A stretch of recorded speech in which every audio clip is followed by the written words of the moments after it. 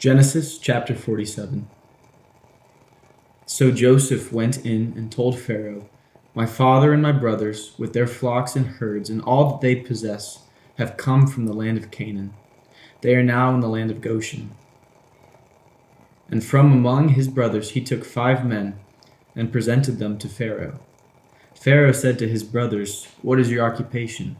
And they said to Pharaoh, "Your servants are shepherds, as our fathers were." They said to Pharaoh, "We have come to sojourn in the land, for there is no pasture in your servants' flocks, for the famine is severe in the land of Canaan. And now, please let your servants dwell in the land of Goshen." Then Pharaoh said to Joseph, "Your father and your brothers have come to you. The land of Egypt is before you. Settle your father and your brothers in the best of the land. Let them settle in the land of Goshen. And if you know any able men among you, put them in charge of my livestock." Then Joseph brought in Jacob his father, and stood him before Pharaoh. And Jacob blessed Pharaoh. And Pharaoh said to Jacob, "How many are the days of the years of your life?" And Jacob said to Pharaoh, "The days of the years of my sojourning are 130 years. Few and evil have been the days of the years of my life, and they have not attained to the days of the years of the life of my fathers in the days of their sojourning." And Jacob blessed Pharaoh, and went out from the presence of Pharaoh. Then Joseph settled his father and his brothers, and gave them a possession in the land of Egypt, in the best of the land, in the land of Rameses, as Pharaoh had commanded. And Joseph provided his father, his brothers, and all his father's household with food, according to the number of their dependents. Now there was no food in all the land, for the famine was very severe, so that the land of Egypt and the land of Canaan languished by the reason of the famine. And Joseph gathered up all the money that was found in the land of Egypt and in the land of Canaan, and in exchange for the grain that they had brought. And Joseph brought the money into Pharaoh's house. And when the money was all spent in the land of Egypt and in the land of Canaan, all the Egyptians came to Joseph and said, "Give us food. Why should we die before your eyes? For our money is gone." And Joseph answered, "Give your livestock, and I will give you food in exchange for your livestock, if your money is gone." So they brought their livestock to Joseph, and Joseph gave them food in exchange for the horses, the flocks, the herds, and the donkeys.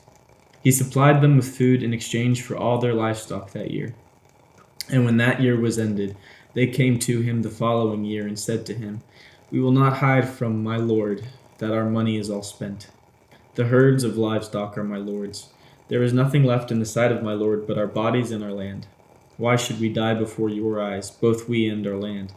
Buy us and our land for food, and we with our land will be servants to Pharaoh. And give us seed that we may live and not die, and that the land may not be desolate." So Joseph bought all the land of Egypt for Pharaoh, and all the Egyptians sold their fields. Because the famine was severe on them, the land became Pharaoh's. As for the people, he made servants of them from one end of Egypt to the other. Only the land of the priests he did not buy, for the priests had fixed allowance from Pharaoh and lived on the allowance that Pharaoh gave them. Therefore they did not sell their land. Then Joseph said to the people, "Behold, I have this day bought you and your land for Pharaoh. Now here is seed for you, and you shall sow the land. And at the harvests you shall give 1/5 to Pharaoh, and 4/5 shall be your own, as seed for the field, and as food for yourselves and your households, and as food for your little ones." And they said, "You saved our lives. May it please the Lord, we will be servants to Pharaoh." So Joseph made it a statute concerning the land of Egypt, and it stands to this day that Pharaoh should have the 5th. The land of the priests alone did not become Pharaoh's. Thus Israel settled in the land of Egypt, in the land of Goshen, and they gained possessions in it, and were fruitful and multiplied greatly. And Jacob lived in the land of Egypt 17 years. So the days of Jacob, the years of his life, were 147 years. And when the time drew near that Israel must die, he called his son Joseph, and said to him, "If now I have found favor in your sight, put your hand under my thigh, and promise to deal kindly and truly with me. Do not bury me in Egypt, but let me die with my fathers. Carry me out of Egypt, and bury me in their burying place." He answered, I will do as you have said. And he said, Swear to me. And he swore to him. Then Israel bowed himself upon the head of his bed. Chapter 48. After this Joseph was told, Behold, your father is ill. So he took with him his 2 sons, Manasseh and Ephraim. And it was told to Jacob, Your son Joseph has come to you. Then Israel summoned his strength and sat up in bed. And Jacob said to Joseph, God Almighty appeared to me at Luz in the land of Canaan and blessed me, and said to me, Behold, I will make you fruitful and multiply you, and I will make of you a company of peoples, and will give this land to your offspring after you for an everlasting possession. And now for your 2 sons, who were born to you in the land of Egypt before I came to you in Egypt, are mine. Ephraim and Manasseh shall be mine, as Reuben and Simeon are. And the children that you fathered after them shall be yours. They shall be called by the name of their brothers in their inheritance. As for me, when I came from Paddan, to my sorrow Rachel died in the land of Canaan on the way, when there was still some distance to go from Ephrath, and I buried her there on the way to Ephrath, that is, Bethlehem. When Israel saw Joseph's sons, he said, Who are these? And Joseph said to his father, These are my sons, whom God has given me here. And he said, Bring them to me, please, that I may bless them. Now the eyes of Israel were dim with age, so that he could not see. So Joseph brought them near, and he kissed them and embraced them. And Israel said to Joseph, I never expected to see your face, and behold, God has let me see your offspring also. Then Joseph removed from them his knees, and he bowed himself with his face to the earth. And Joseph took them both, Ephraim in his right hand towards Israel's left hand, and Manasseh in his left hand toward Israel's right hand, and brought them near. And Israel stretched out his right hand, and laid it on the head of Ephraim, who was the younger, and his left hand on the head of Manasseh, crossing his hands, for Manasseh was the firstborn.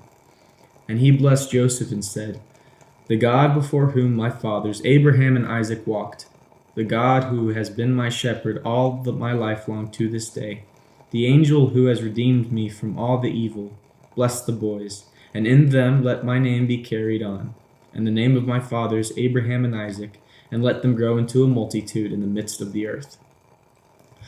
When Joseph saw that his father laid his right hand on the head of Ephraim, it displeased him, and he took his father's hand to move it from Ephraim's head to Manasseh's head. And Joseph said to his father, Not this way, my father, since this one is the firstborn. Put your right hand on his head. But his father refused and said, I know, my son, I know. He also shall become a people, and he also shall be great. Nevertheless, his younger brother shall be greater than he, and his offspring shall become a multitude of nations. So he blessed them that day, saying, By you Israel will pronounce blessings, saying, God make you as Ephraim and as Manasseh. Thus he put Ephraim before Manasseh. Then Israel said to Joseph, Behold, I am about to die, but God will be with you and will bring you again to the land of your fathers. Moreover, I have given to you, rather than to your brothers, one mountain slope that I took from the hand of the Amorites with my sword and with my bow. Chapter 49. Then Jacob called his sons and said, Gather yourselves together, that I may tell you what shall happen to you in the days to come. Assemble and listen, O sons of Jacob. Listen to Israel your father. Reuben, you are my firstborn, my might and the firstfruits of my strength, preeminent in dignity and preeminent in power. Unstable as water, you shall not have preeminence, because you went up to your father's bed, then you defiled it. He went up to my couch. Simeon and Levi are brothers. Weapons of violence are their swords. Let my soul come not on into their counsel. O my glory, be not joined to their company. For in their anger they killed men, and in their willfulness they hamstrung oxen. Cursed be their anger, for it is fierce, and their wrath, for it is cruel. I will divide them in Jacob, and scatter them in Israel. Judah, your brothers shall praise you. Your hand shall be on the neck of your enemies. Your father's sons shall bow down before you.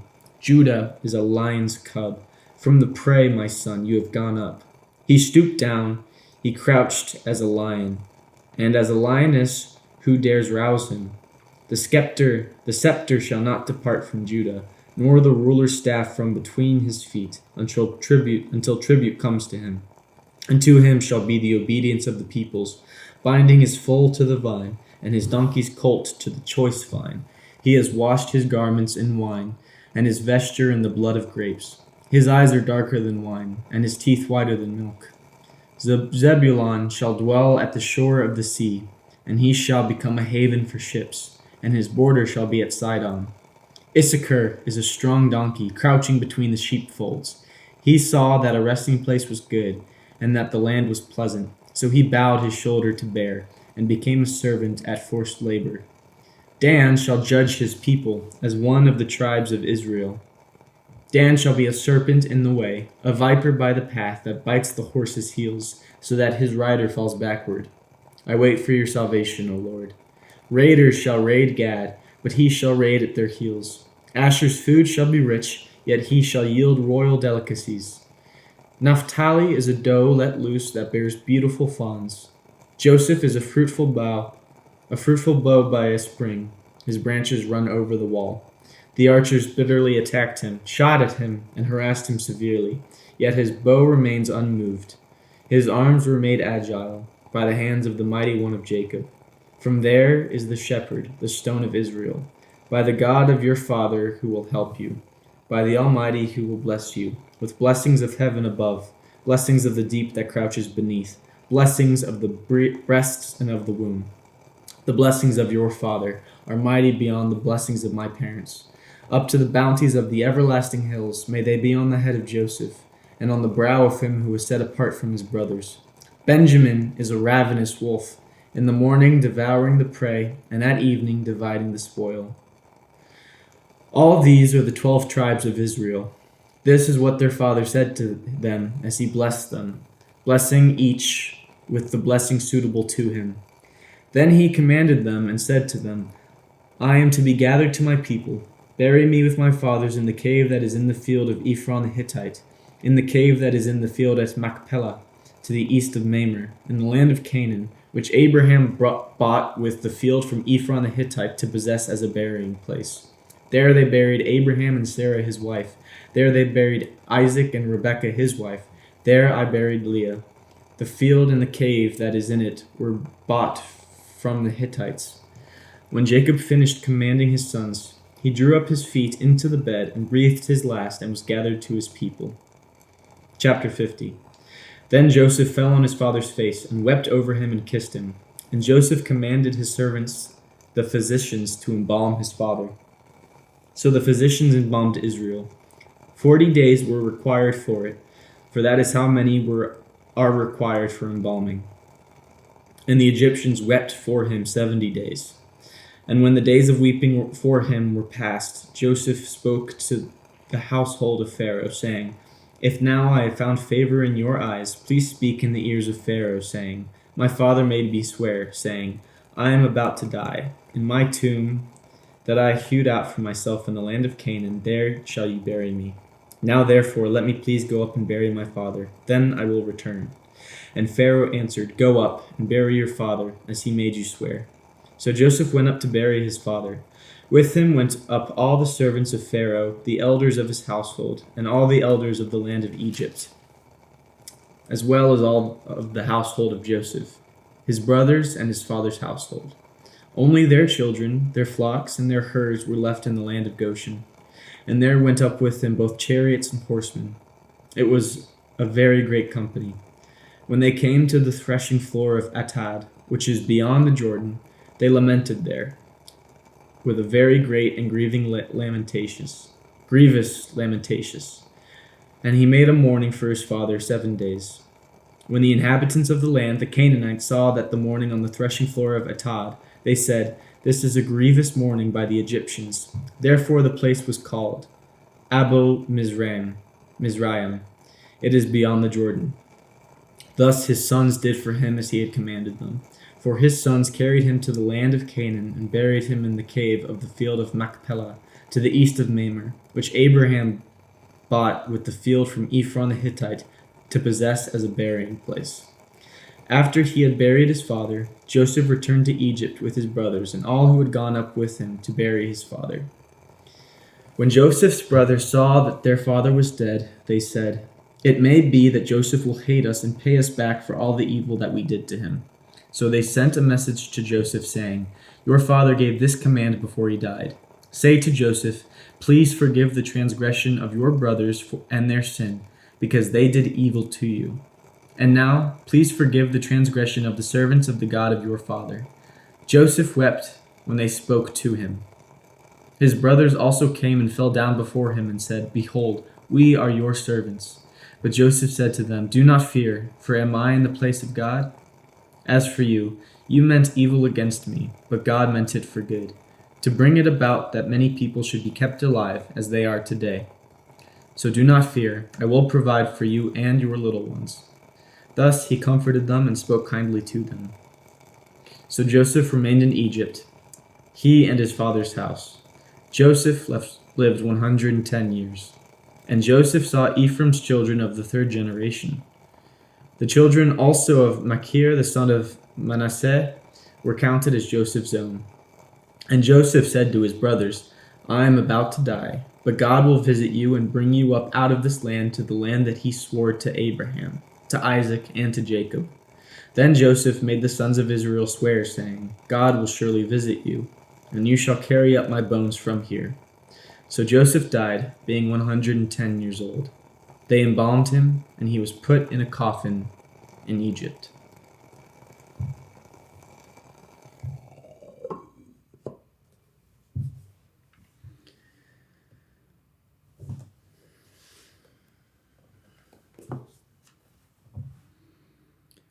Our Father, who art in heaven, hallowed be thy name.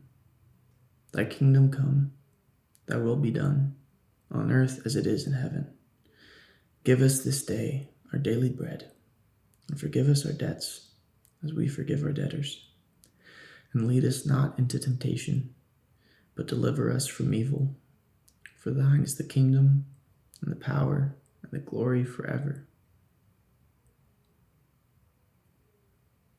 Amen.